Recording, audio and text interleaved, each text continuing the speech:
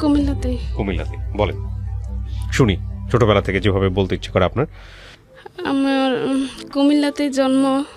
আমাদের ফ্যামিলিটা মানে আমার পরিবারে আমরা ভাই বোন ছিলাম 5 জন, আমি সবার বড়। আচ্ছা। তো আমার পরিবারে আমার বাবা ছিল একজন বেকার, মানে কৃষি কাজ করতো, তার মধ্যে উনি বেকারই ছিল, কিছু করার মতো ছিল না উনি। আর কয় ভাই বোন ছিলেন জানি? 4 বোন 1 ভাই। 4 বোন 1 ভাই, মানে আপনার পজিশন? আমার পজিশন আমি সবার বড়, Okay. ভাই বোনের সবার বড়। ওকে। ভাই বোনের মানে আমার ভাই বোনেরা লেখাপড়া করাতে বা চলাফেরা করতে আমার বাবার খুবই হিমশিম কষ্ট হয়ে যেত। ওকে ওকে। তো আমার বাবা কি করলো, যখন আমি ক্লাস 8-এ উঠছি সবে মাত্র পড়াশোনা করেন, তখন আমার বাবা মানে বিয়ে শাদী দেখা শুরু করলাম। ক্লাস 8-এ যখন আপনি? জি। ওকে। তখন বিয়ে দেখতেছে, ছেলে দেখে মানে তেমন একটা হয় নাই, পছন্দ হয় নাই সব দিকে। তারপরে আমার এক ফুফাতো বোনের দেবর, উনি বাইরে থাকতো। আচ্ছা। তো একদিন আমার ফুফাতো বোনের শাশুড়ি আসছে আমাদের বাড়িতে, এসে উনি দেখছে, দেখার পরে ওনার মানে ভালো লাগছে আপনাকে? জি। ওকে। তখন উনি গিয়ে আমার ফুফুর সাথে বিয়ের প্রস্তাব দিছে। ওকে। তখন উনি দেশে আসছে, আসার পরে মানে ফ্যামিলিগতভাবে কথাবার্তা হয়ে বিয়ে হয়েছে। বিয়ে হয়ে গেল? যে হয়ে গেছে। বিয়েটা বুঝতেন ওই সময়টাতে বিয়েটা কি জিনিস? না, তখন তেমন একটা বুঝতাম না, মানে বিয়ে হয় সেটা জানি, বিয়েতে আনন্দ হয়, মানে বিয়েটা যে আসলে সংসারটা কি সেটা আমি বুঝতাম না। মানে যে বিয়েতে যে আনন্দটা হয় সেটা বুঝতে পারতাম, সেটা মনে হয় যে আনন্দ হইতেছে, হবে বিয়ে হবে, এরকম একটা মানে ভালো লাগছিল।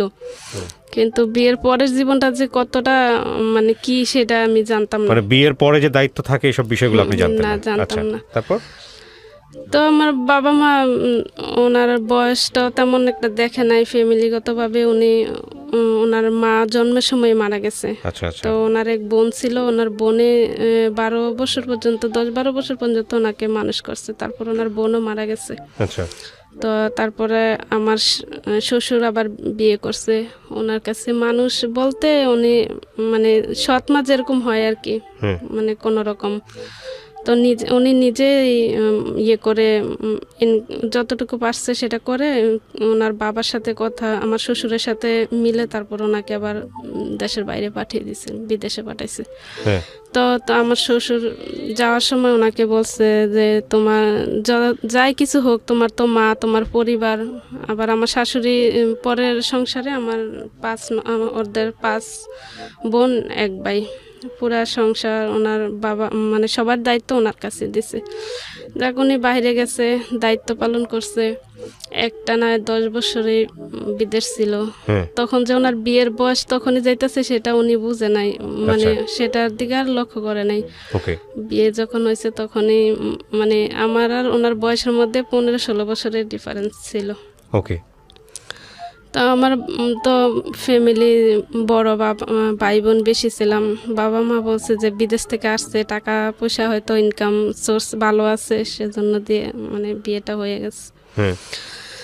হবার পরে তারপরে 1 মাসের মতো ছিল উনি, থাকার পরে বাইরে আবার চলে গেছে।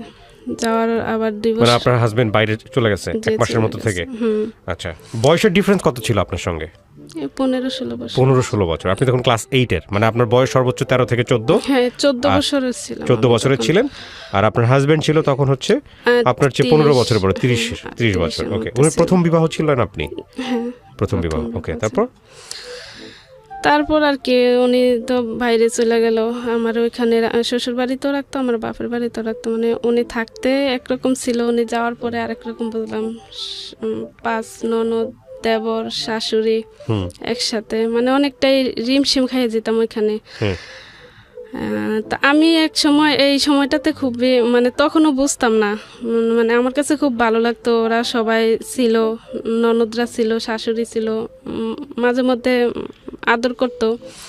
তো উনি আবার বাইরে থেকে মানে আমাদের ফ্যামিলিতে আমি তো ওই জিনিসটা পাইনি কখনো, যে কসমেটিক বলতে স্নো, তেল, সাবান, ওইগুলা আমি খুব ভালোবাসতাম ছোটবেলায়। আমি ছোটবেলা করতাম কি, আমার বাবা তো মানে সাবান, গায়ের সাবান আনতে পারতো না। তো আমি কারো থেকে পাইলে মনে হয় যে আমি ওইটা সব সময় মানে মাখতেই থাকতাম। আমার কাছে ওইটার গন্ধটা খুব ভালো লাগতো। তো ওই শ্বশুর বাড়িতে ওইগুলা পাইয়া তখন মনে হয় যে নিজেরে খুবই সুখী মনে হইতো, মানে খুবই ভালো লাগছে, মনে হয় যে আমি সবচেয়ে সুখী মানুষ। হ্যাঁ। তারপর ওনারা আবার এগুলা পছন্দ করতো না যে আমি তেল সাবান দেই, আমি মানে ব্যবহার করি, ওইটা ওনাদের পছন্দ ছিল না। সব কিছুতে বলতো আমি বেশি বেশি ব্যবহার করি, এগুলা কখনো দেখে নাই বাপের বাড়িতে, মানে খোঁটা দেওয়া যেটাকে বলে গ্রাম্য ভাষায়। হ্যাঁ, তারপর বলতো। তারপরে এক সময় উনি এবার 2 বছর পরে দেশে আসছে। আসার পরে তখন আমার বড় ছেলেটা হয়েছে, প্রেগনেন্ট হয়েছে। তখন উনি 2 মাস থেকে আবার চলে গেছে। তারপর আমার ছেলে জন্ম হওয়ার পরে মানে তখনও ভালো, মানে বাচ্চা হবে, খুবই খুশি সবাই, আবার ছেলে বাবু হবে শুনছে। আবার উনি মরুভূমিতে পড়ছিল, উনি 15 দিন 1 মাসের মাথায় ফোন করতো। তখন কথাও বলা যেত না, সবকিছু জানানো যেত না। মানে আমি আমার মতো করে বাপের বাড়িতেই তখন ছিলাম প্রেগনেন্ট অবস্থায়। তারপর যখন আমার মানে শরীর খুবই অসুস্থ হয়ে গেছে। আপনার ফার্স্ট বেবির কথা বলতেছেন? হ্যাঁ, যে ফার্স্ট বেবির, তখন এটা 2010 সালে। তারপর আমার হসপিটালে নিয়ে গেছে আমাকে আমার এক চাচি আম্মা। আমার মা বাবারও তো তেমন কিছু বোঝে না ডাক্তার সম্পর্কে, ওনারা যে, আমিও বুঝতাম না হসপিটাল কি। হসপিটাল মানে আমি আমার ছেলের বেলায় প্রথম হসপিটালে গেছি, আমি আগে চিনতাম না হসপিটাল। পরে যাওয়ার পরে আমার চাচি আম্মা নিয়ে গেছে। তারপরে চেক আপ করলো, বললো যে ভালো আছে। 1 সপ্তাহের ডেট দিছিল, বললো যে 1 সপ্তাহ পরে যদি না হয় তাহলে আবার হসপিটালে এসে ভর্তি হয়ে যাবেন। তারপরে আইসা পড়ছি। আমার হাতে তেমন টাকা পয়সা ছিল না, আর ওনার সাথেও যোগাযোগ করতে পারিনি আমি যে কিছু টাকা পয়সার কথা বলবো। এদিক দিয়ে আমার বাবা মাও দিতে পারতেছে না, যে টাকা পয়সার জোর থাকলে তো যে কোনো সময় নেওয়া যায়। ডেট ওভার হয়ে গেছে, 1 সপ্তাহ 10 দিন হয়ে গেছে।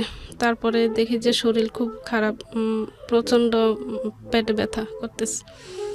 পরে হসপিটালে গেছি, আমার চাচি আম্মারে নিয়ে যাওয়ার পরে ওনারা বলতেছে যে ইমার্জেন্সি করতে হবে, সিজার করতে হবে, অপারেশন, না হলে বাচ্চার সমস্যা হইতে পারে। তারপর হ্যাঁ, ইমার্জেন্সি ভাবেই করছে ওখানে। তারপর করার পরে, ডেলিভারি করার পরে বাচ্চা যখন আমার চাচি আম্মার কাছে দিছে, দেখার পরে তো ওনারা অবাক। আমি সেটা জানতাম না, আমি তো ওটিতেই ছিলাম। দেখে যে পা ওর 2টাই বাঁকা, একদম বাঁকা। এই তো আমার ওর 2টা পাই বাঁকা হয়ে গেছে এরকম ভাবে। তারপর বাঁকা হওয়ার পরে তারপর মাথা। আপনার বিয়ের কয় বছর পরে বাচ্চাটা হলো? 3 বছর পরে। 3 বছর পরে। তখন আপনার বয়স 17 বছর, তখনও আপনি ম্যাচিউর বলা চলে। হ্যাঁ। তারপরে পা বাঁকা, মানে ও কান্না করে না, মাথা ফুলে একদম, মানে এত বড় হয়ে গেছে মাথা, স্বাভাবিক না, অনেক বড় মাথা। নরমাল ডেলিভারি ছিল না সিজার ছিল? সিজারিয়ান ছিল।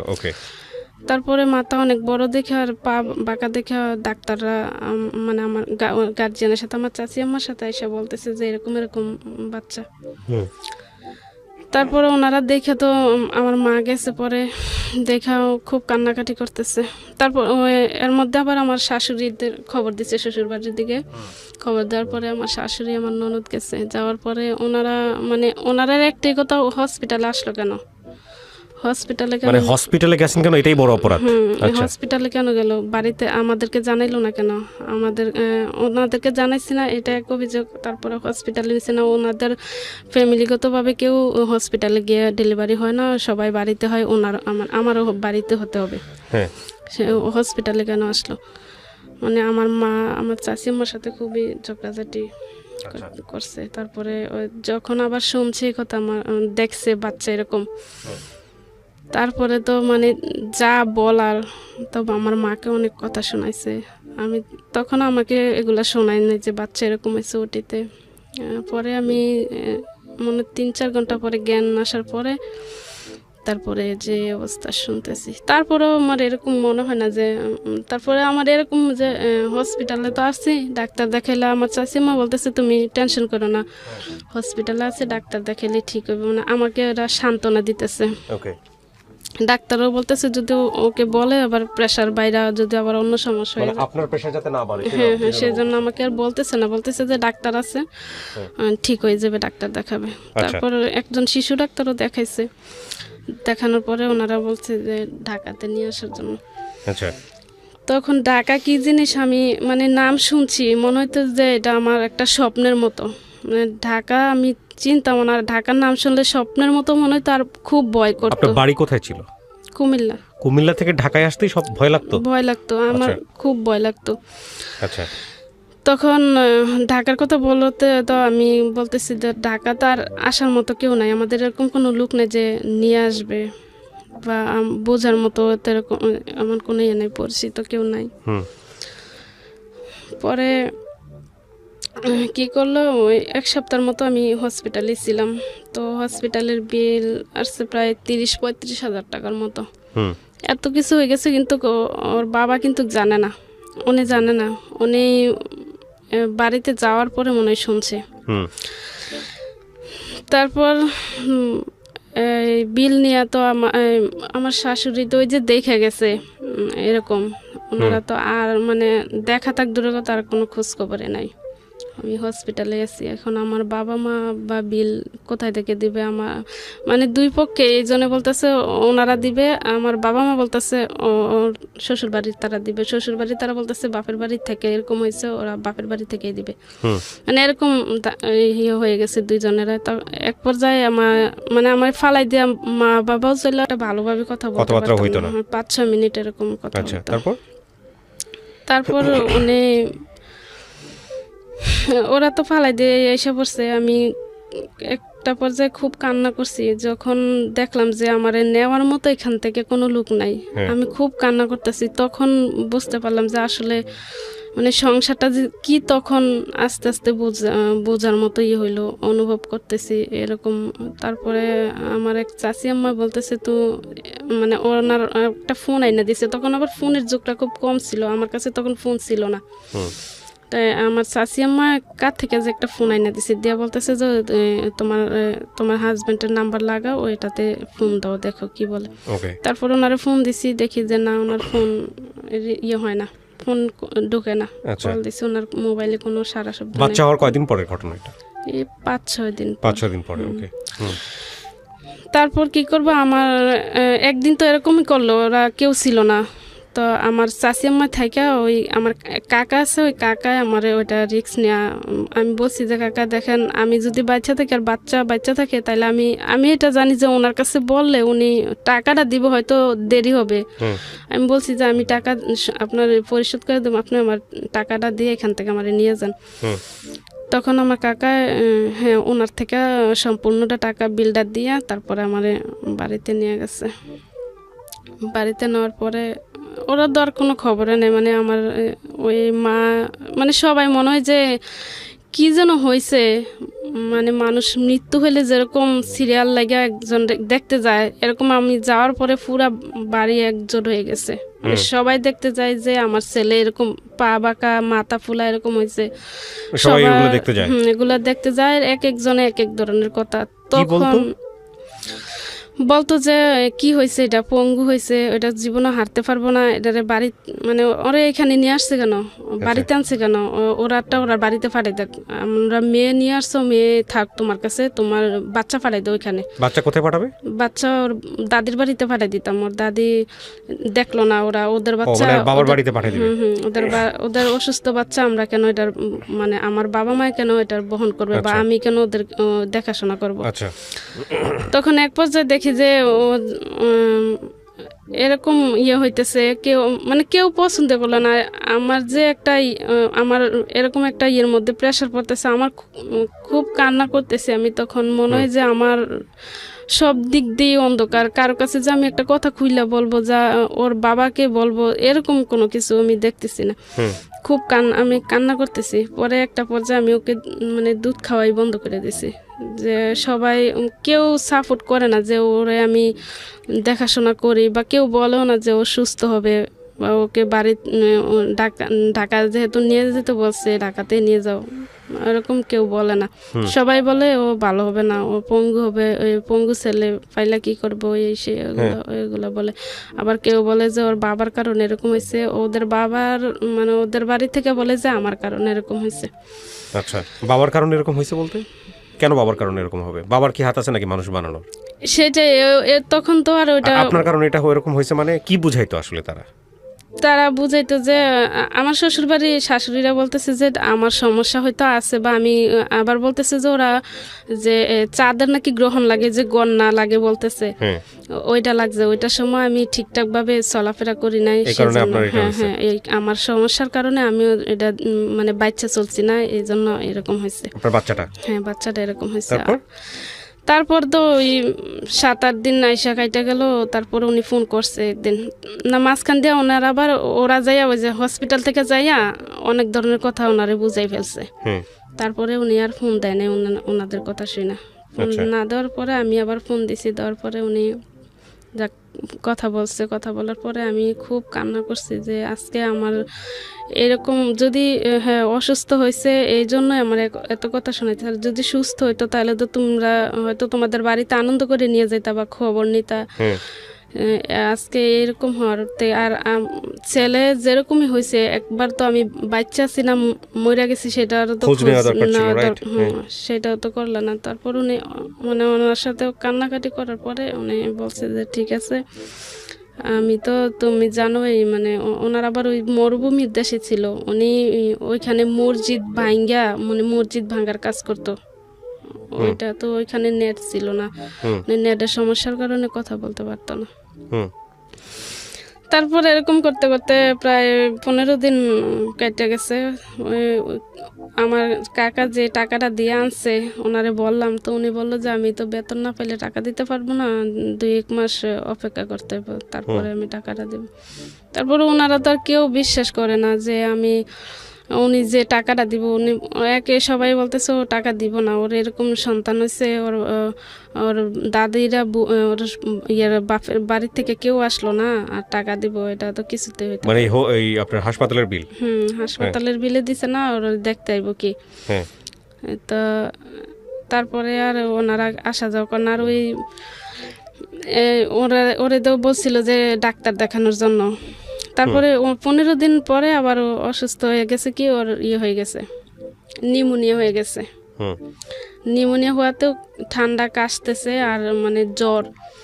তখন তো ওরে ডাক্তার দেখানোর দরকার। পরে আমার ওই চাচি মা এসে বলতেছে যে ওরে ডাক্তার দেখায়। তখন তো আমি যে মানে আমার যে সিজার হয়েছে, আমি যে একটা ওষুধ কিনা খাবো বা আমার যে একটু ভালো মন্দ খাওয়ার দরকার, সেইটার পয়সাটা পর্যন্ত আমার কাছে নাই। তো আমি ওরে ডাক্তার দেখাই কি করে? তখন আর কেউ ওটা মানে টাকা টুকা কেউ দিতেছে না, আর আমি ওরে ডাক্তারের কাছে নেওয়ার তেমন একটা আগ্রহ হইতেছে না যে আমি কি দিয়ে ডাক্তারের কাছে নেবো। তারপরেও 2-1 দিন এরকম করতে করতে আমি এক সময় দুধ খাওয়াই বন্ধ করেছি। আমি কই না, এরকম করলে না আমার কেমন জানি একটা হইতেছে যে সবাই তো এটা কেউ সাপোর্ট করে না আমারে। আমি মানে একটা মনে জিদ, ওর বাবার সাথে জিদ করে আমি ওরে দুধ আর খাওয়াইলাম না। একদিনে প্রায় 2-3 ঘন্টা হয়ে গেছে, ও কান্না করতেছে। পরে আমার ওই চাচি মা আয়সা বুঝাইতেছে, আমার আম্মু বুঝাইতেছে দেখ কী করবি। তারপরে ওনার বোঝানোর পরে দুধ খাওয়াইলাম। তারপরে দেখি যে ওর ঠান্ডা, আমি মানে জিদ দিয়ে ওরা এটা করতেছে, কিন্তু আমার ভিতর আমার মনে হয় যে বুকটা ফাইটটা দিতেছে। আমার এরকম কষ্ট হইতেছে যে আজকে আমার প্রথম সন্তান, ওরে নিয়ে এরকম কথা বলতেছে, আমার খুব কষ্ট লাগতেছে। আপনার কি ওরে খুব খারাপ লাগতো? মানে আপনার কাছে কি? না, আমার কাছে মনে হয় যে ও সুস্থ হয়ে যাবে, ওরে যদি ডাক্তার দেখাই বা ওরে ঢাকাতে নিয়ে যায় তাহলে ও অবশ্যই সুস্থ হবে। পরে আমার কাকি আমারতে কইলাম যে দেখেন টাকা তো দিচ্ছেন, আমার আর কিছু টাকা দেন, আমি ওরে ডাক্তার দেখাই। পরে আমার কাকাই টাকা দিছে, দেওয়ার পরে আমি কুমিল্লাতে একজন শিশু ডাক্তার দেখাই ওর ঠান্ডার জন্য। তো শিশু ডাক্তার দেখানোর পরে ওনারা বলতেছে ওর তো একদম খারাপ অবস্থায়, ওর হয়ে গেছে, নিউমোনিয়া হয়ে গেছে, ওকে বাঁচাইতে হইলে হসপিটালে ভর্তি করাইতে হবে। পরে হসপিটালে ভর্তি কথা শুনে তো আমি আবার কান্নাকাটি শুরু করলাম, কান্না করতেছি। পরে বলতেছি যে আমার একটা বিলেই এখনো বাকি আছে, টাকা পয়সা নিয়ে তো করতেছে। আমি তো ওরে হসপিটালে ভর্তি করে আর কারো কাছে জিজ্ঞেস করার মতো তো নাই, যে ওর বাবারে জিজ্ঞেস করে ভর্তি করাবো না ওর ফ্যামিলির কারো জিজ্ঞেস করে ভর্তি করাবো, ওরা তো কেউ টাকা দিব না, আমি ভর্তি করাইলেই কি। পরে আমার চাচি আমাকে, ও বাচ্চা থাকলে টাকা পয়সা হবে, উনি আমাকে অনেক হেল্প করছে আমার এই ছেলে হওয়ার পরে। পরে উনি হসপিটালে ভর্তি করেছে, বলছে যে একদিন ভর্তি রেখে তারপরে ওর যে ইনজেকশনগুলো দেয় ওগুলা ক্যানোলা ফিট করে নিলে বাড়িতে গিয়ে দেওয়া যাবে। তো এখানে একদিন ছিলাম, ভর্তি থাকার পরে একজন শিশু ডাক্তার দেখছে, আবার দেখা ওর ওই পাগুলা দেখা তারপরে বলল যে ওরে মানে ঢাকাতে যেতে হবে না, কুমিল্লাতে একটা হসপিটাল আছে, ওইখানে নিয়ে গেলে ওর পাগুলা যদি প্লাস্টার করা হয়, ছোট তো এখন ওর বয়স ছোট, তাহলে হবে। আচ্ছা। তারপরে ওইটা শুনে মনে হয় যে আমার কাছে একটু ভালো লাগলো। তারপরে আমি ডাক্তার দেখাইছি, দেখানোর পরে ওনারা বলতেছে যে ওর আগে নিউমোনিয়া ভালো হোক, হওয়ার পরে জ্বর ভালো হইলে তারপরে নিয়ে আসেন। তারপরে ওইখানে একদিন থাইকা ওরে নিয়ে আমি চলে আসছি বাড়িতে। আসার পরে ইঞ্জেকশনগুলো দিছি, দেওয়ার এক সপ্তাহ পরে ওর কিছুটা ভালো হয়েছে। এখানে আবার এই যে এত অসুস্থ, ওর বাবা ওর ফ্যামিলির কিন্তু কেউ খবর নেয় নাই। আচ্ছা। সব আমি করতেছি, মানে আমার ফ্যামিলিগত, আমার বাবা মাও না, আমার চাচি মায়ের আমি মিলাই এগুলা করতেছি। পরে ওই একটা ট্রমা সেন্টারে নিয়ে গেলাম কুমিল্লা, ওইখানে ডাক্তার দেখাইছি, হাড়ের ডাক্তার। উনি বলছে দেখছে, দেখে পাগুলা দেখে বলছে হ্যাঁ ওকে 5-7টা প্লাস্টার করাইতে পারলে তাহলে পাগুলা ঠিক হইতে পারে, ঠিক হবে, এখানে রেখে ঠিক হবে। তারপরে প্রথম প্লাস্টার করানো হলো। তখনও কি ওর বাবা দেখছে ওকে? না, দেখেনি। তখনও দেখেনি? তখনও দেখেনি, দেশের বাইরে। তারপর তখন একটা প্লাস্টারে 3,000 টাকা করে খরচ, শুধু প্লাস্টারটাই। আর বিজেট ওষুধ তো আছে, মানে প্রতিবারই 4-5 হাজার টাকার মতো খরচ হইতো। তো সবগুলা টাকাই আমার ওই কাকাই দিছে। দেওয়ার পরে তো প্রথম যখন ওরা বলতেছে যে না এটা ঠিক হবে না, প্লাস্টার যতই করুক, যতই ডাক্তার দেখ, মানে বাড়িতে কেউ সাপোর্ট করে না, ওর ফ্যামিলি থেকে না, ওর দাদা দাদি এমনি মাঝে মধ্যে ওই আমার যে ফুফু বিয়ে দিছে নিয়ে, আমার ফুফুর বাড়ি আবার আমাদের কাছে, ওইখান থেকে ওরা খবর নেয়, তারপরেও আমার কাছে মানে আমাদের বাড়িতে আসে না বা খোঁজ খবর নেয় না। পরে ওইখান থেকে ওরা বলতেছে না নেওয়ার দরকার নাই, করার দরকার নাই, এত টাকা পয়সা কে দিব, ওর যদি ওর ফ্যামিলি ওর বাপে যদি দিতে পারে দেখ, মানে এগুলা অনেক নানান ধরনের কথা বলতেছে। তারপরে যখন একটা প্লাস্টার করলাম, করার পরে দেখি যে পাটা এরকম ছিল, তো এরকম বাঁকা ছিল, এরকম হয়েছে, মানে একটু সোজা হয়েছে 1 ইঞ্চির মতো। হওয়ার পরে তারপরে দেখলাম না, তারপরে আমার একটু ভালো লাগছে, মানে মনটা একটু হয়েছে, ভরসা পাইছি যে না যেহেতু একটু হয়েছে তাহলে আবার করলে হয়তো আরেকটু হইতে পারে। তারপরে এরকম করার পরে 4টা প্লাস্টার হয়ে গেছে, হওয়ার পরে একটা পা পুরোপুরিভাবে সোজা হয়ে গেছে, আর একটা আর একটু বাকি রয়েছে। তারপরে ওনারা বললো যে এখানে আর হবে না, যেহেতু 5-6টা করে লাইছে, এটাতে আর করলেও এটা কাজ হবে না। আচ্ছা। তারপরে জুতা দিছে, বললো যে জুতাগুলো পরাইলে দেখো আস্তে আস্তে হয় কিনা। তারপরেও ওনারা বলছে যে ঢাকাতে একবার, ঢাকা শ্যামলীতে দেখাইতে হবে। পরে আমি বলছি যে আমি কুমিল্লাতেই আমার চাচি আম্মারি নিয়ে, তখন আমি মানে রাস্তাঘাট চিনতাম না, বুঝতাম না, আমি মনে হয় যে ভয় করতো, আমি রাস্তায় বাড়িলে আমার খুব ভয় করতো। তারপর আমার চাচি আম্মা নিয়ে আসা যাওয়া করতো। তো এক সময় হ্যাঁ অনেকটা বিরক্ত বোধ হয়ে গেছে, উনি আর যাইতেছে না, ওর টাকা পয়সা তো ওর বাবাও দিতেছে না, প্রায় 2-2.5 মাস হয়ে গেছে। ওর বাবা বলতেছে যে বেতন পায় না, আর ওরা বলতেছে যে না মিথ্যা কথা বলতেছে, বেতন পাইছে কিন্তু টাকা দিব না, এখানে এরকম হয়েছে দেখে এটা তোমার বাবার থেকে আদায় করব, এরকম বলতেছে। তো ও মাঝে মধ্যে ফোন দিয়ে বলতো যে আমি যদি বেতন পাই তাহলে টাকা দিয়ে দেব। 3 মাস হয়ে গেছে উনি নাকি বেতনই পায় না।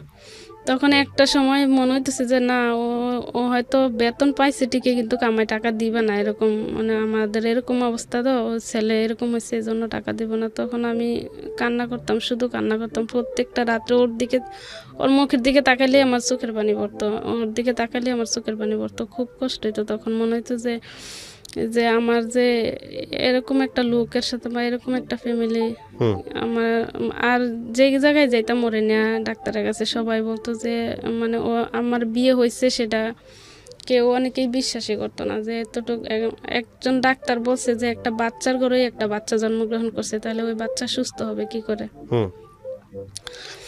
তারপরে এরকম করতে করতে প্রায় 2 বছর কেটে গেছে। ওকে। 2 বছর পরে ওদের বাড়িতে যাই, আসা যাওয়া করি। ওদের বাড়িতে গেলে তো ওরে ফালাই। আর 2 বছর বলতে মাঝখান দিয়ে একটু ভুলে গেছে। উনি যখন ওর বয়স 8 মাস হয়ে গেল, তখন দেখি যে ও ঘাড় 8 মাসের বাচ্চা তো বসতে পারে, স্বাভাবিক বসতে পারে, হামাগুড়ি দিতে পারে, ও ওর গাড়ে শক্ত করতে পারে, মানে খাড়া করলো নিলে ও ঘাড় রাখতে পারতো না, পড়ে যায়। তখন এটা নিয়ে আরেক মানে চিল্লাচিল্লি শুরু হয়ে গেছে বাড়িতে। কয় এটা জীবনও ভালো হতো না, এটা পঙ্গু হয়েছে, পঙ্গু হয়ে থাকবো। ওর দাদি এরকম ভাবে বলতেছে। তারপরে তো আমি যে কই যাম, মানে এরকম মনে হয় যে আমি কই যাবো, ওরে কি করলে ভালো হইব, কোথায় নিয়ে গেলে ভালো হইব, আমি এরকমই সবসময় ইয়ে করতেছি। তো পরে একটা সময় দেখি যে ওই আমাদের বাড়িতে আবার এক ফকির যেটা বলে ঝাড়াপাড়া, আমার এক চাচিমা বলতেছে ওইখানে যায় দেখ, মানে টাকা পয়সা তেমন জোর নাই, তুমি যে হসপিটালে নিয়ে দেখাইবা বা ঢাকাতে যাইবা, ওইটা তো করতে পারবা না। আবার উনি বলতেছে যে উনি বেতন পায় না, মানে উনি টাকা দিত 3 মাস 4 মাস এরকম কিছু, অনেক দিন পর পর। তো আমিও তো দিন ওরে নিয়ে কি করি, কি খাওয়াই, ওর আবার মানে বুকের দুধ তেমন একটা পাইতো না, মানে ও সব কিছু মিলে ওই ভাতটা যা মানে যা পাইতাম তা দিয়ে মানে চালাই কোনোভাবে ওরে বাঁচাইলাম আর কি। পরে ওইখানে যাওয়ার পরে ঝাড়ফুঁক দিছে, প্রায় 6 মাস ওইখানে আসা যাওয়া করছি ওরে নিয়ে। করার পরে ও দেখলাম যে একটু বসা শিখছে, বসতে পারে।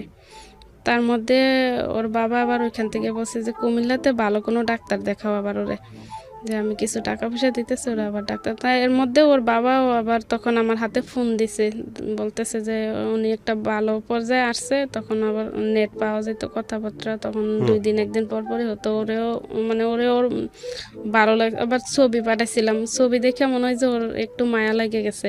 মানে তখন ফোন দিলেই ছেলের কথা জিজ্ঞেস করতো, কি করে ওর সুস্থ হওয়ার জন্য যা কিছু লাগে আমি দেব, মানে ওর ইয়ে করতো। ফ্যামিলির দিক দিয়ে বলতো আমার শাশুড়ি যে টাকা পয়সা দিতেছ ভালো হইব না, কি মানে টাকা পয়সা ফানিতে ফালতাছো কি লাগে, ওইগুলা নিয়ে আবার ওদের সাথে ফ্যামিলিগতভাবে কথা কাটাকাটি হইতো। তখন আবার সব চাপ আমার উপর আসতো, উনি আবার আমার উপরে অনেক ইয়ে করতো, অনেক কথা শোনাইতো। তারপরে উনি দিছে, টাকা দেওয়ার পরে আমি আবার কুমিল্লা সিটি পাতে দেখাইছি শিশু ডাক্তার। ওনারে দেখানোর পরে উনি 5-6 হাজার টাকার পরীক্ষা করছে, করার পরে রিপোর্ট দেখা বলতেছে যে না, ওর কুমিল্লা ওর কোনো চিকিৎসা নাই, ওকে ঢাকা শ্যামলীতে নিয়ে যাও। বলেন। তারপরে শ্যামলীতে বললাম যে আমি তো ঢাকার কিছুই চিনি না, ওরে আমি কি করে মানে ঢাকা আমি কিভাবে নিয়ে যাব, আমি কোনো কিছুই চিনি না, বুঝি না। তারপরে নেওয়া এখানে বন্ধ। আর ওই যে পা যে একটা বাঁকা ছিল, ওই পাটা বাঁকাই রয়েছে। ওইটা ও যখন আবার একটু বসতে পারে না, পায়ে যখন বর দেয় তখন ওই পা বর দিতে দিতে আবার অনেকটা বাঁকা হয়ে গেছে। তারপর সবাই যে যেরকম ভাবে বলতো পঙ্গু, এইটা সেটা, মানে বাচ্চাকে নিয়ে সারাদিন কাটতো আপনার। ওকে তখন ওর বয়স কত যখন আপনি এটা করছেন দৌড়াদৌড়ি? ওর বয়স তখন 2 বছর। 2 বছর। ও তখন কি কথাবার্তা বলতে পারে? না, ওই বসাই শিখছে মাত্র, মানে বসতে পারে। ওর বসা শিখছে 1 বছরে।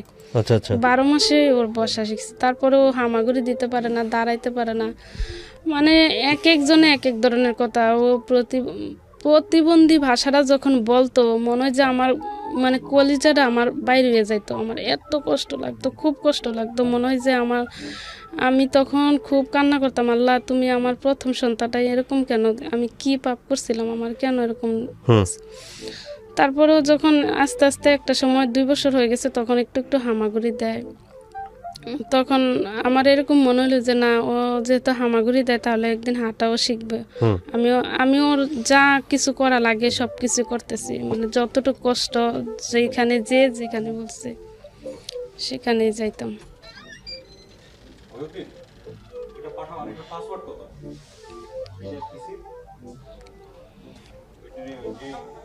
ফোন করে পাসওয়ার্ডটা আমাকে ইনবক্সে পাঠাও।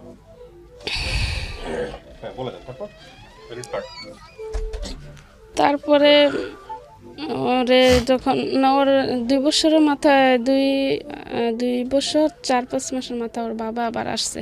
এই প্রথম দেখতে আসলো? হ্যাঁ দেখতে আসছে, তখন প্রথম দেখছি। দেখার পরে ওর বাবা অনেকটা ও যেরকমই হোক বাপ মার কাছে তো আর ইয়ে না, ছেলে মেয়ে যতই পঙ্গু হোক বা যেটাই হোক ছেলে মেয়ের বাবা মার কাছে তার কাছে। বাবা কি করলো দেখে দেখে প্রথম? ওর বাবা দেখে খুব আদর করছে। ওর বাবা সারাদিন ওরে কোলে নিয়ে রাখতো, ওর নিয়ে খেলতো, মানে ওর বাবা খুবই আদর করছে দেখার পরে।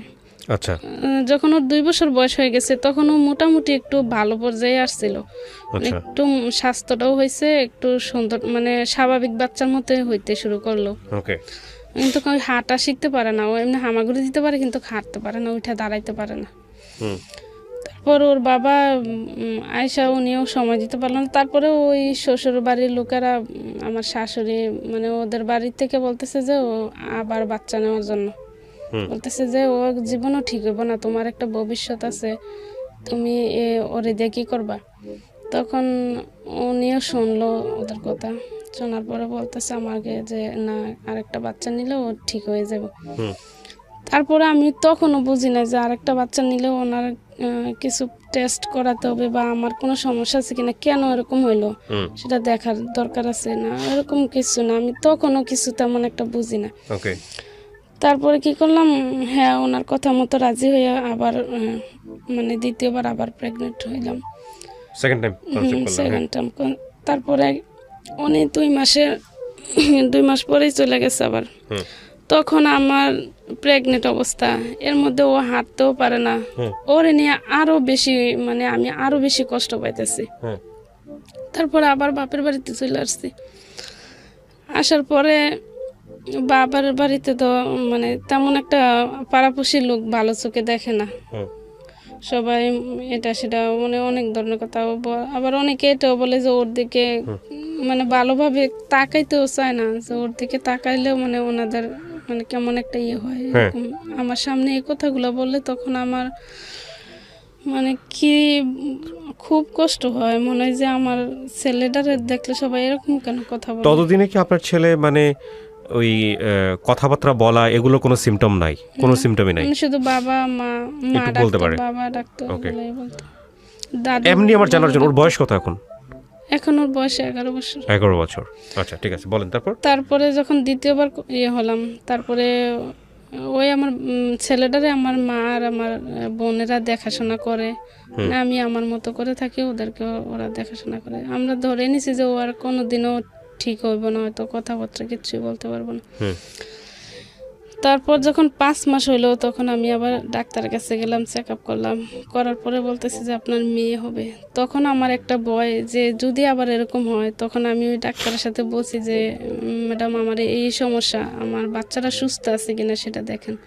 তো উনি বললো যে হ্যাঁ একদম সুস্থ আছে, আর বাচ্চা খুব ভালো আছে, বলিষ্ঠ, মানে একদম ভালো আছে। তারপরে তো আমি নিশ্চিত যে হ্যাঁ ভালো আছে। তারপর ওনার কাছে আমি প্রতি মাসে মাসে গিয়ে চেক আপ করাইতাম, ডাক্তার দেখাইতাম, যেহেতু প্রথম বাচ্চা এরকম হয়েছে। দ্বিতীয়টার বেলা আমি একটু সাবধানে ছিলাম, ডাক্তার দেখাইতাম। দেখানোর পরে উনি করলো, বললো যে না ঠিক আছে। তারপরে যখন 9 মাস হয়ে গেল তখন বলতেছে যে প্রথমটা তো সিজার হয়েছে, তখন আমার আবার পেট ব্যথা শুরু হয়ে গেছে, খুব পেট ব্যথা করতো। তখন বলতেছে যে না মানে সময় 1 সপ্তাহ আগে থেকে সিজার করাইতে হবে, অপারেশনে চলে যেতে হবে। তারপর আমি গিয়ে আবার 1 সপ্তাহ আগে ভর্তি হয়েছি। দ্বিতীয়টার বেলা আবার উনি টাকা পয়সা দিছে, আগে থেকে দিয়ে রাখছিল যাতে কোনো সমস্যা না হয়। তারপরে গেছি আমি হসপিটালে গেছি, যাওয়ার পরে তখন আমার গার্জিয়ান বলতে আমার বাপের বাড়িতে, আমার ভাই তো ছোট, আমার বাবাও তেমন বোঝে না, আমার ওই কাকিটাই গেছে উনি যাইয়া। তারপরে কিন্তু শ্বশুর বাড়ির লোক কেউ আসে নাই, তখনও কেউ আসে নাই। তারপরে মেয়ে হইল, মেয়ে হওয়ার পরে সবচাইতে অবাক বিষয় হচ্ছে এই জিনিসটাই যে ওর সেম ও যা ছিল বড় ছেলে, মেয়ের অবস্থাও তাই। তখন তো সবাই আবার ঘাবড়ে গেছে, মানে তখন আমার আবার শোনায় না, আমি দেখছি যখন ওটিতে ছিলাম তখন দেখছি এমনি ওর মুখটা দেখছি খুব সুন্দর হয়েছিল, কিন্তু ওর পাটা মোটামুটি ওর মতো আবার অতটা বাঁকা ছিল না, কিছুটা সোজাই ছিল, একটু নর্মাল ছিল ওর থেকে। তারপরে ওর কাছে নিয়ে দিল, বললো যে ওরও সমস্যা আছে। সমস্যা আছে তখন তো আমার মা আবার খুব কান্নাকাটি শুরু করে দিল, কান্নাকাটি করতেছে, বলতেছে যে যে ওর কপালে কি এরকম কেন। তারপরে আমার মা বলল যে ওর এই অবস্থা, ওরে কে দেখবে, আর ওরে কে দেখবে। তারপর আমার শাশুড়িরা তো ওরাও কেউ আসে নাই তখন। তো তারপরে ডাক্তার দেখাইলাম, ওরেও শিশু ডাক্তার দেখালাম। শিশু ডাক্তার দেখানোর পরে বলতেছে যে ওরেও ঢাকাতে নিয়ে যেতে হবে, শ্যামলীতে দেখাও নিয়ে। এই আপনার দ্বিতীয় বাচ্চাটা, হ্যাঁ, দ্বিতীয় ওরও কি একই ধরনের প্রবলেম? একই ধরনের প্রবলেম। ওকে, তারপর ও কি ছেলে না মেয়ে হলো? মেয়ে হচ্ছে। মেয়ে হলো, আগেরটা ছিল ছেলে। তারপর ওর বাবারে শোনাইছে, বাবারে শোনার পরে তো ও অনেকটা মানে আপসেট হয়ে গেছে। আপসেট, ও কান্না শুরু করছে আমার মার সাথে, খুব কান্নাকাটি করতেছে যে এরকম কেন হলো, এটা তো হওয়ার কথা ছিল না। সবাই বলতেছে যেহেতু প্রথম বাচ্চাটা, আমারও এরকম বিশ্বাস ছিল আল্লাহ যেহেতু প্রথম বাচ্চাটা এরকম হয়েছে হয়তো কোনো না কোনো সমস্যার কারণে আমার সমস্যা। তখনও আমি বলছি যে হয় আমার কোনো সমস্যা হয়েছে এই জন্য এরকম হয়ে গেছে, কিন্তু দ্বিতীয় বাচ্চা তো এরকম হওয়ার কথা না, ও এরকম হইলো কেন। আমি তো হসপিটালে কান্নাকাটি মানে কান্না করতেছি, আর আমার কান্না করতে করতে এক সময় অসুস্থ হয়ে গেছে, আমার একদম মনে হয় প্রেশার টেশার বাইরে, আমার একদম খারাপ অবস্থা। পরে আবার আইসিইউতে নিয়ে যাওয়ার কথা বলছিল, আমি মনে ওইখানে একদিন ছিলাম। তারপর ওই মেয়ে ছিল, ও এরকম অসুস্থ হয়েছে, তার মধ্যে আবার ও নিঃশ্বাস নিতে পারে না, কান্না করে না, মানে ওর বলতেছে যে ওরে আলাদা শিশু হসপিটালে ভর্তি করা লাগবে। মানে সবটা মিলে খুব খারাপ অবস্থা ছিল। আমার মা তো কোন দিকে যাবে, কি আমার কাছে থাকবে না আমার ওই বাচ্চা বড় ছেলে ওরে দেখাশোনা করবে না কেউ, ওরে হসপিটালে ভর্তি করছে, কোনটা করব। আর ওদের বাড়ি থেকে তো কেউ কারো কোনো পাত্তাই নেই। তখন বললো যে না, ডাক্তার দেখানোর দরকার নাই, ও এমনি যা ওষুধ দিছে ওগুলা বাড়িতে নিয়ে খাওয়ালে হয়তো ঠিক হইতে পারে। তখন 5 দিন ছিলাম থাইকা, তারপর আবার বাড়িতে চলে গেছি। ওকে, যাওয়ার পরে সবাই এক একজনে এক এক জায়গায় গিয়ে কান্নাকাটি করে, এক একজনে এক এক ধরনের কথা বলে, মানে ওইগুলা শুনতে শুনতে মনে হয় যে আমি আর নিতে পারতেছি না। আমার মনে হয় যে আমি এক্ষণে ওরারেও দুনিয়া থেকে শেষ করে দিয়ে আমি নিজেও চলে যাই, আমার এগুলা শুনতে আর ভাল লাগতেছে না। এই কান্নাকাটি করতেছি, শুধু কান্না। মানে কে কান্না করে? আপনার জামাই? আমি কান্না করি। আপনি কান্না করছেন? তো কিছু শোনাইতে চাই না।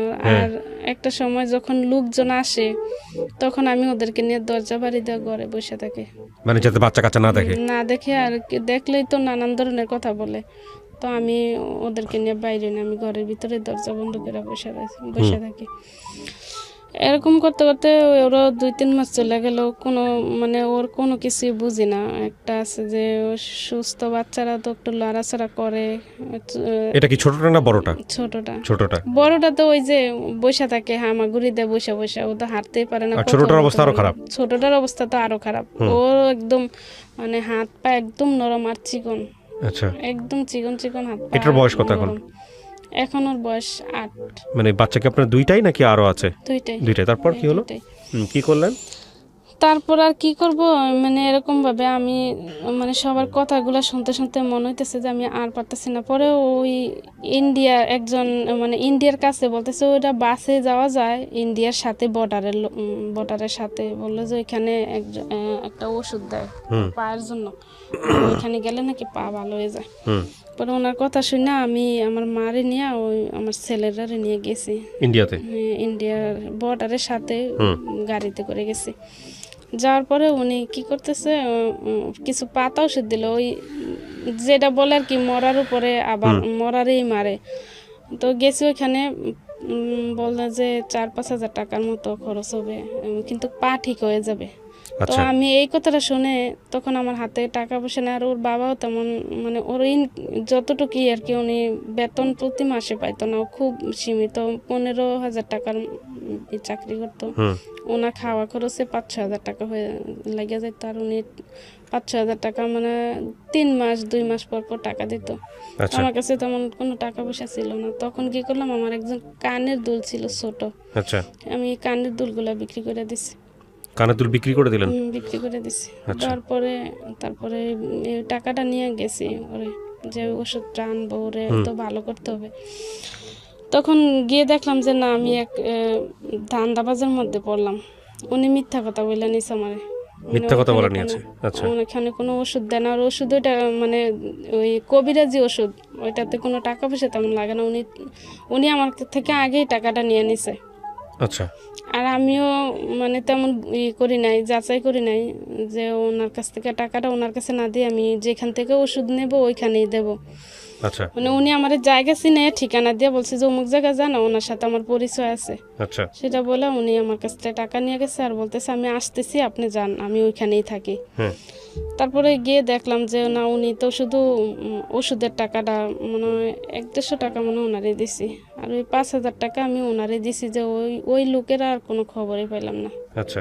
উনি ওইখান থেকে পরে ওইখানে গিয়ে আমি যখন টাকা এই কথা শুনছি, তখন আমি মানে ওইখানে ইয়ের মতো নার্ভাস হয়ে গেছি যে উনি এত বড় ইয়ে করলো, আর আমি ওইখান থেকে আসতে পারি না। মনে হয় যে আমি ওই রাস্তায় ভুলে গেছি, আসতে পারি না। আমার পরে একটা লোক ছিল ওনার সাথে, উনি আবার একটা গাড়ি রিজার্ভ করে তারপর আমার বাড়িতে পাঠিয়ে দিল আর কি। আচ্ছা।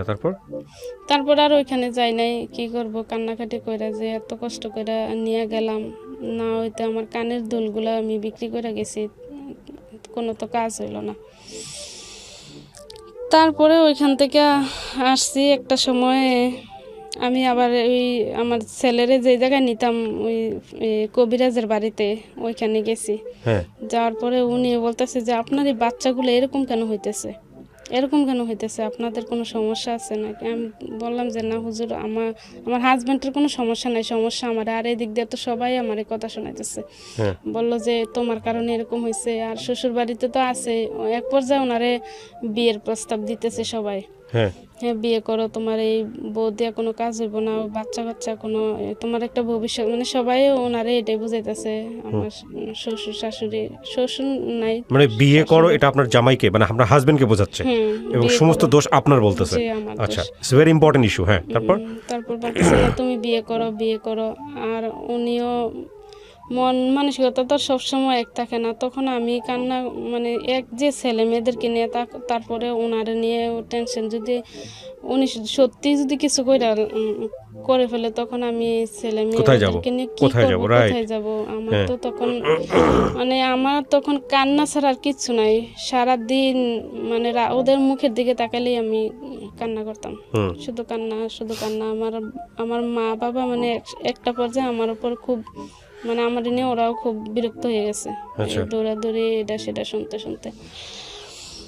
তারপর কি করলাম, ওই কবিরাজের বাড়িতে গেলাম। যাওয়ার পরে উনি ওইখানে আবার একটা মহিলার সাথে আমার পরিচয় হয়েছে।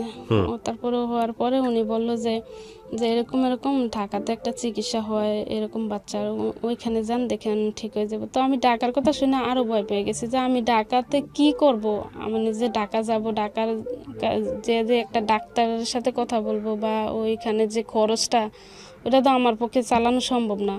আর আমি ঢাকা কে নিয়ে যাবে, 2টা বাচ্চার সাথে নিয়ে, একজন তো দায়িত্ব হয়ে নিয়ে যেতে হবে, আমি তো এটা চিনি না। তারপরে উনি বললো যে আপনি আমার সাথে যাইতে পারেন, আমি ওইখানে থাকি, আমার বাচ্চারও এরকম সমস্যা, আপনি আমার সাথে আসেন। তারপরে ওনার ফোন নাম্বার রাখার পরে ওনার সাথে মাঝে মধ্যে যোগাযোগ হতো। তখন ছিল রমজান ছিল। তারপর উনি বললো যে রমজানের পরে হসপিটাল খুললে তখন আমি আপনাকে নিয়ে যাব। তো উনি আইসা পড়ছে। তারপরে আর ওনার সাথে যেমন যোগাযোগ হয় নাই। আমার চিন্তাধারা একটাই যে আমি ঢাকা গিয়ে কী করব, আমি অত টাকা পয়সা কীভাবে করব কিভাবে। তারপরে এর 1-2 মাস আগে উনি আবার, আমার হাজব্যান্ড, উনি আবার কি করছে, ওইখান থেকে উনি একটা অফার পাইছে যে কোন দেশের জানি, মানে ভালো একটা ভিসা পাইছে। বললো যে ওই ভিসাটা দিয়ে যদি উনি ওইখানে যাইতে পারে, তাহলে ওইখান থেকে, মানে ওনার চিন্তাধারা ছিল উনি ওই চাকরিটা ওনার ভালো না, বেতন খুব কম আর কষ্ট বেশি। তো উনি ওই চাকরিটা করবেন, ওই চাকরিটা রাইখা উনি নতুন ভিসা দিয়ে ওইখান থেকে উনি অন্য দেশে যাওয়ার চিন্তা করছিল। তখন ওরা বলছে যে ভিসার দাম 5 লাখ টাকা। তো উনি কি করলো, উনি যা করছে, ইনকাম করতো, সবগুলা সব 20,000 10,000 যখন যা পারছে 3 মাসের মধ্যে বলছে যে বিশাল মেয়াদ আছে, 3 মাসের মধ্যে সবগুলা টাকা ক্লিয়ার করতে পারলে ওনারে দিয়ে মানে ওনারে নিয়ে যাবে অন্য জায়গায়। পরে উনি ওই লোকটার তে নাকি ঢাকা মগ বাজার থেকে বলছিল উনি।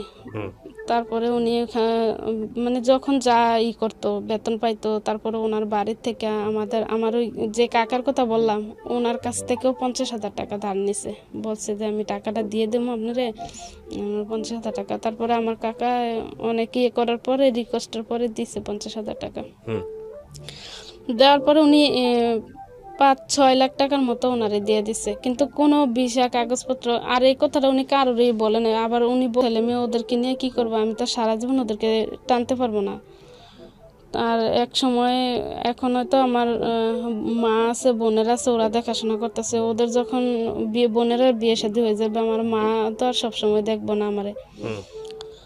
তখন আমি কি করলাম যে আমার তখন একটাই হয়েছে যে না, একটু সাহস হয়েছে না আমি ঢাকাতেই যাই, যেহেতু ডাক্তাররা বলছে যে ঢাকায় গেলে ওর ভালো হবার সম্ভাবনা আছে। তখন আমি ঢাকাতে চলে গেছি। চলে যাওয়া বলতে তখন আমার একটা ছোট্ট চেন ছিল, আমার বিয়ের গয়নাগুলা, একটা চেন আর ওই কানের দুলগুলা, তখন আমি ওই চেনটা বিক্রি করে দিছি। আচ্ছা, তারপর চেনটা আবার বিক্রি করে দিছি। আমার মা মানে আমার সাথে রাগ করছে যে একবার গিয়ে এরকম হয়েছে, তুমি কিছুই পাও না। উনি ওনারে আবার কোন বিশ্বাস, উনি আমার পরিচিত, মানে ওইখানে গিয়ে পরিচিত হয়েছে ওনারা, আমি বাড়িঘর কিছুই চিনি না, মুখ বিশ্বাসে। তারপরে বলতেছে যে ও যদি তোমার নিয়ে আবার কোথাও রাখা যায় বা টাকা পয়সা নিয়ে যায় তখন কি করবা। পরে আমি বলতেছি যে যা হওয়ার হোক, আমি একবার দেখে আসি গিয়ে। তারপরে আমার ওই চেনটা আবার বিক্রি করে দিলাম। দেওয়ার পরে তারপরে ওই টাকা দিয়ে আমি ওদেরকে নিয়ে গেছি। নেওয়ার পরে ওনার সাথে গেছি, মহিলার সাথে গেছি। যাওয়ার পরে তারপরে ওইখানে ঢাকা ওইটা প্রেস ক্লাব সেগুনবাগ গেছে, ওইখানে আসছি। আসার পরে তো উনি ডাক্তার দেখছে, দেখা বলতেছে যে হ্যাঁ ওরা মানে মেয়েটার কথা তেমন একটা সিকিউরিটি দেয় নাই। বলছে যে ছেলে আপনার ঠিক হবে, পাও ঠিক হবে, ও হাঁটতে পারবে। পা ঠিক কথা বলছে যে এখানে ভর্তি থাকতে হবে। তো ভর্তি থাকতে হবে বললাম যে কতদিন না বলেন, কত বৎসর। তখন আমার মনে হয় যে কত বৎসর, আমি ভাবলাম যে 15 দিন কিংবা না 1 মাস হতে পারে। তারপর উনি বলতেছে যে এটা 1 মাস আর 6 মাসে কিচ্ছু হবে না, আপনার কম করে হলে 1 বছর থাকতে হবে হসপিটালে। তারপরে বললাম যে ওই 1 বছর হসপিটালে থাকা, এটার খরচ, তারপর এত মানে এত টাকা পয়সা আমি কোথা থেকে আনবো। তারপর ওনারা বললো যে 3,000 প্রতি মাসে হসপিটালের বিল 3,000, আর আপনার খাওয়া থাকা প্রতি মাসে 5-6 হাজার টাকার মতো খরচ হবে, এটা বললো। তারপরে বললাম যে আমি নিয়ে আসছি মাত্র 10,000 টাকা, 10-12 হাজার টাকার মতো নিয়ে গেছি, আমার এটা 2 মাস তো কিছুতেই হইব না। তারপরে ওইখানে গিয়ে ওনারা করলো, প্লাস্টার করলো। 1 মাস থাকলাম, প্লাস্টার কইরা আবার করছে। তারপরে ও খুব কান্না করতো, তখন পাটা অনেকটা শক্ত হয়ে গেছে ছেলেটা। শক্ত হওয়ার পরে বলতেছে যে না, ওর পা শক্ত হয়ে গেছে, অপারেশন করতে হবে। তারপর ভাবলাম যে অপারেশন তো আর কিছুতে করা যাবে না, কারণ অপারেশনের খরচ বলো যে শ্যামলিতে এসে করতে হবে। আমি বলছি যে আমি যদি কিছু করতে হয় এখানে, আমি আর কোথাও যাইতে পারবো না ওদেরকে নিয়ে। তারপর ওনারা শক্ত হয়ে গেছে, তারপরও 3টা প্লাস্টার করছে। করার পরে পাটা অনেকটাই ভালোর দিকে আসছে একটু। পরে জুতা দিছে পায়ের, এক ধরনের বেল দিছে, বলছে যে এগুলা করতে থাকেন আর ব্যায়াম থেরাপি এগুলা চলবে, আপনি থাকলে আস্তে আস্তে তো ঠিক হইতে পারে।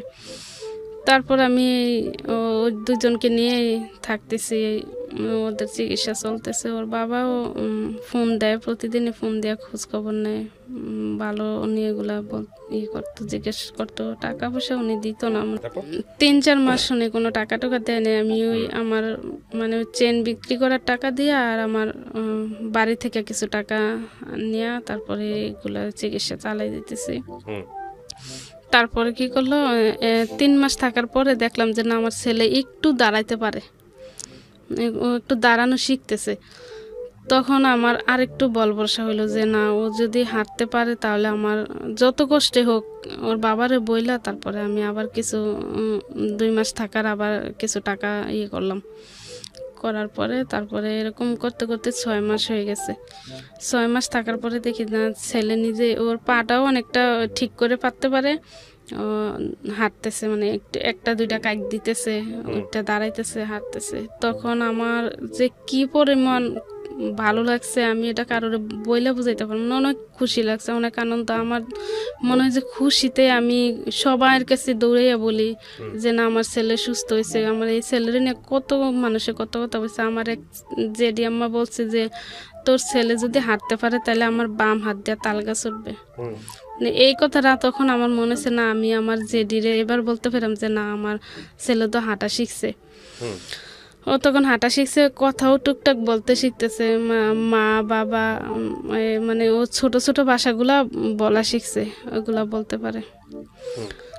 তারপর ও মেয়েও তো ওর ঘাড় রাখতে পারতো না, বসতে টসতে পারতো না। তখন একটা পর্যায়ে গিয়া 6 মাস থাকার পরে দেখি যে না, মেয়েটাও একটু ভালোর দিকে আসছে। ও একটু মানে শক্ত শক্ত হয়েছে, হাত পাগুলো শক্ত হয়েছে। ও মানে দৌড়ে দাঁড় করাইলে দাঁড়ায়, বসা শিখছে। তো ওইখানে আমি 4 বছর কাটাই দিছি ওইখানে। একটানা 4টা বছর ছিলাম ওই হসপিটালে। থাকার পরে ও আমার ছেলে একদম সম্পূর্ণভাবে এখন হাঁটতে পারে। আর মেয়েটা তো এখন এর মধ্যে আবার ওর বাবা আসছে দেশে, আসার পরে 2018 সালে তখন ওর বাবা আসার পরে আবার আমি বাড়িতে চলে যাই। যাওয়ার পরে উনি 3 মাস ছিল থাকার পরে, তারপরে আবার উনি চলে যাওয়ার পরে আমি আবার বললাম যে না, আমি মেয়েটারে নিয়ে আর কিছুদিন থাকি, দেখি ওরে কিছু করতে পারি কিনা। তারপরে কি করলাম, মেয়েরে নিয়ে আবার চলে আসছি। না, ওই মাঝখান দিয়ে আবার ওর আবার মানে ওর বয়স হারে বুদ্ধিটা ওর বাড়লো না। মানে ওর এটা নাকি বলে বুদ্ধি প্রতিবন্ধী, ডাক্তার দেখাইছিলাম। তো ওনারা বললো যে ও বুদ্ধি প্রতিবন্ধী। ও মানে আস্তে ধীরে হয়তো সময়ের সাথে সাথে একটু ভালোর দিকে আসতে পারে না, একেবারে ও স্বাভাবিক বাচ্চার মতো বুদ্ধিতে আসবে না। তারপরে ও মাঝখান দিয়ে আবার ওরে দেখাইছিলাম, ডাক্তার দেখাইছিলাম এই ধানমন্ডি সেন্টার হসপিটালে শিশু বিশেষজ্ঞ ডাক্তার দেখাইছি। প্রথমে মেয়েটারে দেখাইছি। মেয়েটারে দেখানোর পরে উনি দিল, 2টা টেস্ট দিল। দেওয়ার পরে টেস্টগুলো করাইছি, ওর ব্রেনে আছে, বললো যে এফেক্ট হয়েছে, ওর এই এফেক্টের কারণে এরকম। তারপরে তখন কিন্তু ডাক্তারের সাথে আমার ছেলের কথা কিছু বলি নাই। যখন দেখলাম যে মেয়েটার একটু ভালোর দিকে, তখন ভাবলাম যে না, এবার একটু ছেলেটারও দেখাই ওনারা। আর উনি তো মানে অনেক বিজেটটা অনেক চার্জ বেশি, সেজন্য আর দেখাই নাই। তারপর ছেলেটারে নিয়ে গেছি। নেওয়ার পরে উনি মানে 2 জনরে দেখা অনেকটা অবাক হয়ে গেছে যে একই ধরন 2টা বাচ্চা নিয়ে আপনি সামলান কিভাবে, আর 2টা বাচ্চা এরকম কেন হলো। মানে ওনার মানে আমি এত পেশেন্টে দেখি, কিন্তু এরকম 2 বাচ্চা মানে ভাই বোন এরকম হয় সেটা আমি দেখি নাই। তো ওদের সমস্যাটা কিসের কারণে হয়েছে। তারপরে উনি জিজ্ঞেস করলো যে আপনাদের কোনো আত্মীয় স্বজনের মধ্যে বিয়ে শাদী হয়েছে কিনা, ওনার ব্লাড গ্রুপ কি, এগুলো জিজ্ঞেস করলো। তারপর আমি বললাম যে না, ওর ব্লাড গ্রুপ ও পজিটিভ, আমারও পজিটিভ। তো উনি বললো যে ও পজিটিভ হইলে কারো সমস্যা হয়, আবার কারো হয় না। তো ওই দিক দিয়ে কিন্তু ফ্যামিলি থেকে বলতেছে যে ওনারে এবার বিয়ে করাইবেই। মানে এক পর্যায়ে ওনার বিয়ে, এই বাচ্চাগুলো দিয়ে কিচ্ছু হবে না, ও সুস্থ হইব না। আর মানে আমাদের 2জন ছাড়াছাড়ির মাধ্যমে তারপরে একটা পর্যায়ে আমারও খুব লাগতেছে যে আমার কারণে হয়তো 2টা বাচ্চা এরকম হয়েছে। উনি যদি আবার দেশে আসে তাহলে আমি নিজেই, যদি উনি মত থাকে তাহলে বিয়ে করে দেব, কারণ ওরও তো একটা ভবিষ্যৎ আছে। আর উনি ছোটবেলা থেকে অনেক কষ্ট করতেছে, মা হারা বাবা হারা। তো ওনারও তো একটা ভবিষ্যতের দরকার, একটু ভালো থাকার দরকার। সেটা ভাববে আমি বলতেছি না, উনি যদি এবার দেশে আসে, টাকা পয়সা মোটামুটি অনেকটাই খরচ করছে ছেলে মেয়েদের পাশে। আমার এরকম একটা চিন্তা ভাবনা ছিল। তারপরে যখন ওদেরকে ডাক্তার দেখাইছি, তখন ওনারা বলল যে উনি বলল যে আপনার একটা টেস্ট করানোর দরকার। যে কে এরকম হয়েছে কিসের থেকে সেটা আমি দেখব। পরে ছেলেরও করেছে মেয়েরও করেছে, এক একটা টেস্টের দাম 28,000 টাকা করে। আচ্ছা, যখন আমি এটা শুনছি যে তারপর ওনারে বলছি, ওর বাবারে বলছি যে 28,000 টাকা একটা টেস্ট, তখন উনি বললো যে মেয়েরটা করাও। তারপরে মেয়েরটা করাইছি, করানোর 2 মাস পরে আবার এটা রিপোর্ট আসতে 2 মাস লাগছে।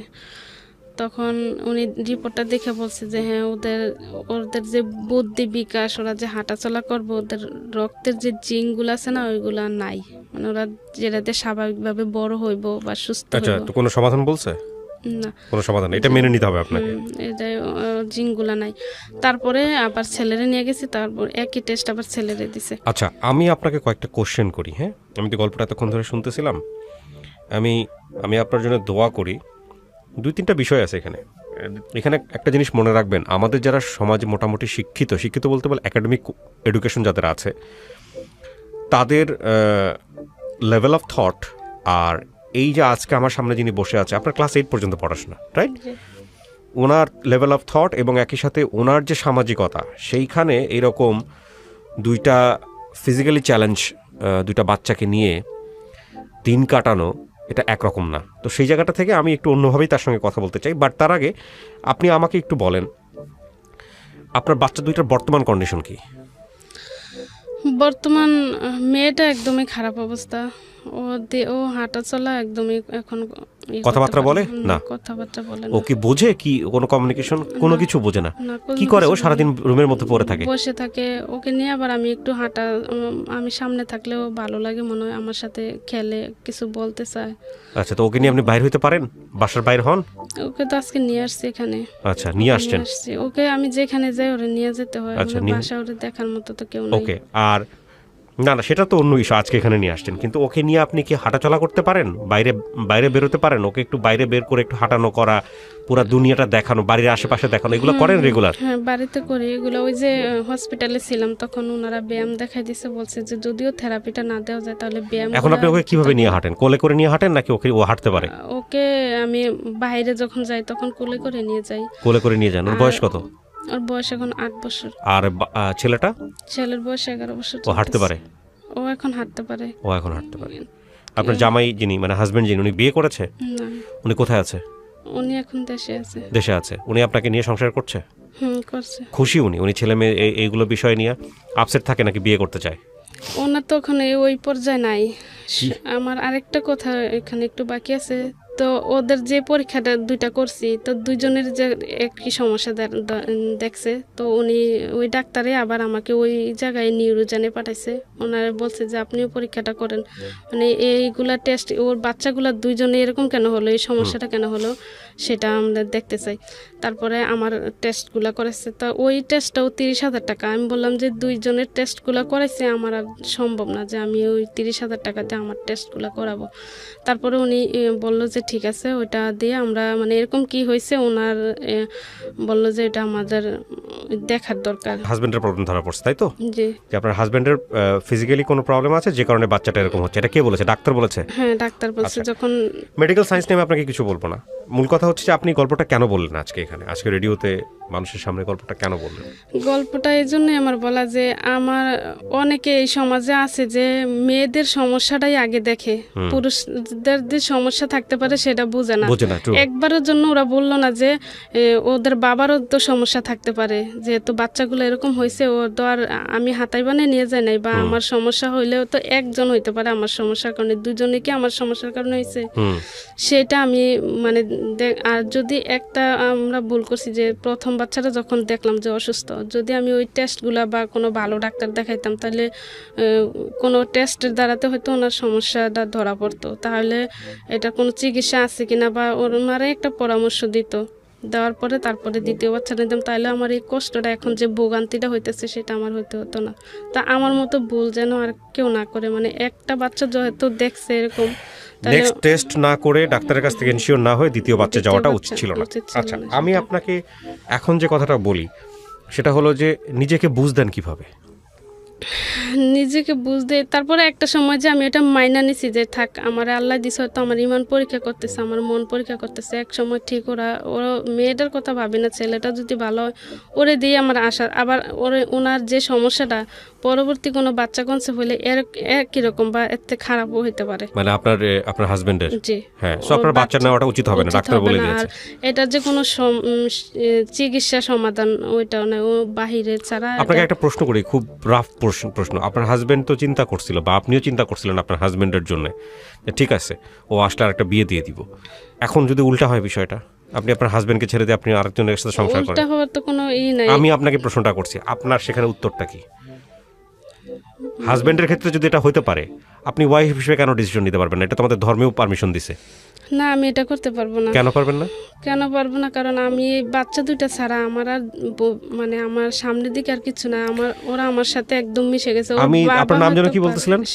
শেফালি। আমি একটা কথা বলি, আপনাকে এই প্রশ্ন করার পেছনে কিছু কারণ আছে। আল্লাহ পৃথিবীতে মানুষকে বানাইছেই এই বাপের মধ্যে এতটুকু মায়া দিয়ে, মায়ের মধ্যে এতটুকু মায়া দিয়ে, এবং আল্লাহ পৃথিবীতে মানুষকে বানাইছে এই কারণে এইভাবে, যাতে করে পৃথিবীতে এই আপনার গর্ভে যে দুইটা সন্তান আসছে, এরকম সন্তান আসলো যাতে মায়ের মমতা থেকে বঞ্চিত না হয়।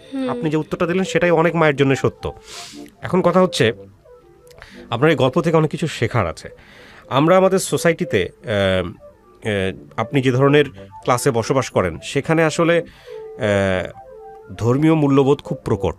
ধর্মীয় মূল্যবোধের কথা যদি বলি, ধর্ম বিশ্বাস করি আমরা এবং আপনার সাজ পোশাক সমস্ত কিছু দেখেই মনে হচ্ছে। এখানে ভাই আরেকটা কথা বলতে চাই যে ওনার যে সমস্যাটা, তখন ওনারা বলছে যে ওর এই ভাইরাসটার কারণে ওনার শরীরে আরো এফেক্ট হইতে পারে। সো আমি আপনাকে যে কথাটা বলবো সেটা হলো যে ধর্মীয় মূল্যবোধের জায়গাটা থেকে আপনাকে নিজেকে যে বুঝটা দিয়েছেন সেটাই যথেষ্ট বুঝ, যে না, দুইটা সন্তান আল্লাহ আমাকে দিয়ে ইমান পরীক্ষা করতেছে। হ্যাঁ, এভাবেও আপনি যদি চিন্তা করেন, সেটার প্রতিদান নিশ্চয়ই আল্লাহ আপনাকে দিবেন। সো এটার পরে আর কোনো অ্যান্সার নাই যারা বিশ্বাসী। আর সামাজিকতার জায়গা থেকেও যদি চিন্তা করি, সেটা হচ্ছে যে আসলে মনুষ্য জীবন কিন্তু খুব অল্প সময়ের। একটা চিন্তার জায়গা আছে যে আপনি যখন বাঁচবেন না, যখন দুনিয়াতে থাকবেন না, তখন বাচ্চা দুইটার কি হবে সেটাই। সেক্ষেত্রেও ধর্মীয় মূল্যবোধের জায়গা থেকে একটা অ্যান্সার আছে, সেটা হচ্ছে রিজিক নিয়ে কখনো নিজে টেনশন করা যাবে না। রিজিক আল্লাহর হাতে। পাথরের ভিতরের পোকাকে যদি আল্লাহ খাওয়াইতে পারে, পাথরের ভিতরে পোকা থাকে, হ্যাঁ, সেই পোকার রিজিক যদি আল্লাহ দিয়ে থাকে, তাহলে আপনার বাচ্চা দুইটারও রিজিক আল্লাহ ব্যবস্থা করে দুনিয়াতে পাঠাইছে। এটা আপনাকে বিশ্বাস করতে হবে। ইমান মানে কি? ইমান মানে হচ্ছে একদম আগাগোড়া পর্যন্ত বিশ্বাস, তাই না? তো এইটা আপনাকে বলবো আমি। আরেকটা হচ্ছে যে এমনও তো হইতে পারে, যেহেতু আপনি বিশ্বাস করলেন, ওই ধর্মীয় মূল্যবোধের জায়গা থেকেই বলি, যে এই দুইটা বাচ্চাই আপনার ভবিষ্যৎ জান্নাতের জন্য উসিলা হয়ে যাবে। হইতে পারে না? আপনি দুনিয়াবে অনেক কষ্ট করবেন, আমি জানি। আপনার হাজবেন্ডের অবস্থা বা সমস্ত কিছু মিলাই আপনার অবস্থা খুবই ভয়ানক। কারণ আমরা যারা বিভিন্ন রকমের রোগে ভুগি, তারা কিন্তু ধরেন রোগে ভুগতেছি, ডাক্তারের কাছে যাচ্ছি, সমাধান হয়ে যাচ্ছে, হ্যাঁ, বা ওই পার্টিকুলার রোগ থেকে আমরা বের হয়ে আসতেছে। কিন্তু আপনি তো বাচ্চার জন্মের পর থেকে আজ পর্যন্ত প্রতিদিনই আপনি ফাইট করতেছেন, প্রতিদিনই আপনি যুদ্ধ করতেছেন। সুতরাং এই যুদ্ধ নিয়ে আসলে বলার কোনো শেষ নাই। তো আমি আপনার এই গল্পটা প্রচার করলাম, এবং এই গল্পটা প্রচার করার পরে যদি কেউ আপনার বাচ্চা দুইটার ব্যাপারে কোনো সাহায্য করতে চায়, এবং একই সাথে এটাও বলতে চাই, যদি কেউ কোনো অর্গানাইজেশন, কোনো সংস্থা যদি আপনার বাচ্চা দুটোর পাশে দাঁড়াতে চায়, যেহেতু আপনি একবারে প্রান্তিক পর্যায়ে থেকে আসছেন, একেবারেই